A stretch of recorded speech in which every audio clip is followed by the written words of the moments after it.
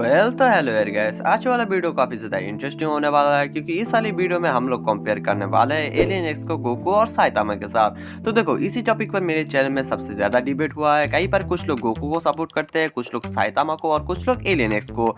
इसलिए मैंने सोचा क्यों ना एक लॉन्ग वीडियो की मदद से इस टॉपिक को हमेशा हमेशा के लिए खत्म किया जाए। तो देखो, तीनों कैरेक्टर्स के पास ही गॉड लेवल पावर्स है, इसलिए इन तीनों को कंपेयर करना उतना भी ज्यादा आसान नहीं होने वाला, लेकिन साथ ही साथ इन तीनों को कंपेयर करना काफी ज्यादा आसान होने वाला है। अब मैं ऐसा क्यों बोल रहा हूँ ये तुम्हें आगे वीडियो में समझ में आएगा, इसलिए इस वीडियो को अंत तक देखते रहना और एक लाइक और सब्सक्राइब जरूर से कर देना। और हम लोग इस वीडियो को जल्दी से स्टार्ट करते हैं।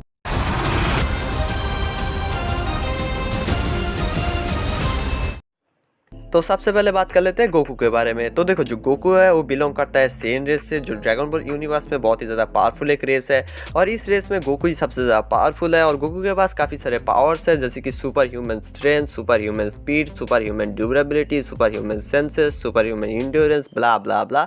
गोकू के पास काफ़ी सारे एबिलिटीज़ भी है, जैसे कि telepathy, ki blast, finger beam, god shot, Kamehameha. और यहाँ पर कामेहामेहा की भी काफ़ी सारे वेरिएंट्स है, जैसे कि Kamehameha return, continuous Kamehameha, Kamehameha barrage, bending Kamehameha, flying Kamehameha, max power Kamehameha, super Kamehameha, angry Kamehameha, Kaioken Kamehameha, instant Kamehameha, true Kamehameha, limit breaker Kamehameha, god Kamehameha, फिर full power Kamehameha, 10x god Kamehameha, divine Kamehameha, supreme Kamehameha, beyond god, instant Kamehameha.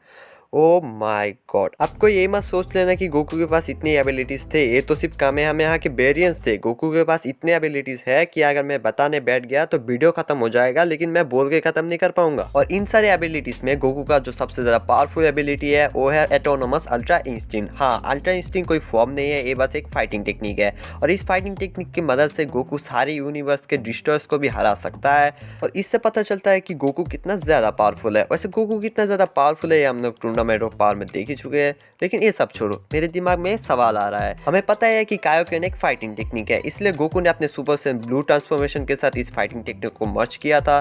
तो ultra instinct अगर एक fighting technique है, तो क्या Goku इसे अपने super Sen blue transformation के साथ मर्ज कर सकता है? तुम्हें क्या लगता है? तुम इस बारे में कमेंट्स में मुझे बता सकते हो। वैसे हम लोग टाइम वेस्ट ना करते हुए बढ़ते हैं साइतामा की तरफ। साइतामा ह्यूमन बीइंग होने के बावजूद भी वो वन पंच मैन यूनिवर्स का सबसे ज्यादा पावरफुल कैरेक्टर है। साइतामा मेनली जाना ही जाता है अपने ब्रूटल स्ट्रेंथ की वजह से। साइतामा इतना ज्यादा पावरफुल है कि वो अपने किसी भी एनिमी को सिर्फ एक ही पंच में नॉकआउट कर सकता है। साइतामा के पास काफी सारे पावर्स है, जैसे कि immeasurable physical strength, super human speed, super human durability, super human endurance, super human stamina, vacuum survival, indomitable will, accelerated development after image creation, shockwave generation, non physical interaction, etcetera etcetera. Saitama जब normal रहता है तब वो इन सारी abilities का use करता है, लेकिन साइतामा जब सीरियस होता है तब वो अपने अटैक्स में और भी ज्यादा पावर देता है। और साइतामा तब जो मूव्स यूज करता है उसे हम लोग कहते हैं सीरियस मूव्स, जैसे कि serious punch, serious quad gun, omni directional serious punch, serious knee, serious headbutt, etcetera etcetera.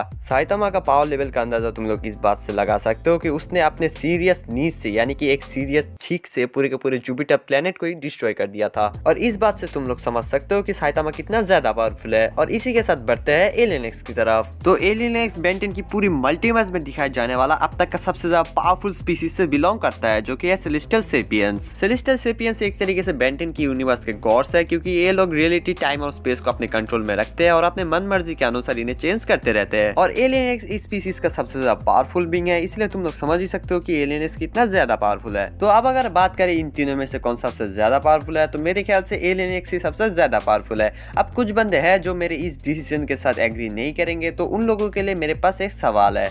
तो तुम लोग मेरे इस सवाल का जवाब दो। क्या गोकू के पास रियलिटी वार्पिंग की पावर्स है? क्या साइतामा के पास रियलिटी वार्पिंग की पावर्स है?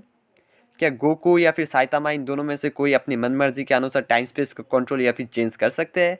क्या इन दोनों में से कोई किसी को भी टाइमलाइन से इरेज कर सकते हैं, या फिर अपने एक ही थॉट से उन्हें एग्जिस्टेंस से इरेज कर सकते हैं? क्या गोकू या फिर साइतामा इन दोनों में से कोई लाइफ फॉर्म को क्रिएट कर सकते हैं?